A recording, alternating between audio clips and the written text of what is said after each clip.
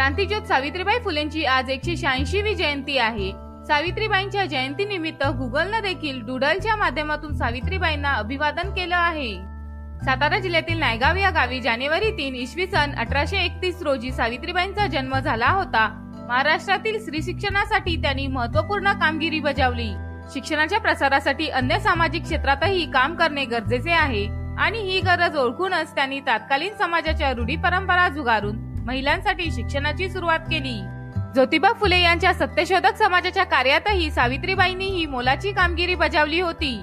Google आपल्या डूडलच्या माध्यमातून अनेकांना अभिवादन करतं। ज्यांनी समाजासाठी आयुष्य वेचलं अशा लोकांचा गुगल आपल्या डूडलमध्ये त्यांना स्थान देतं। मुलींच्या शिक्षणासाठी अव्याहत झटणाऱ्या या तपस्वीला आज गुगलने देखील आपल्या डूडलच्या माध्यमातून खास मानवंदना दिली आहे। सावित्रीबाईंच्या कार्याला उजाळा देण्यासाठी आज राज्यभर विविध कार्यक्रमांचं आयोजन करण्यात आलं आहे।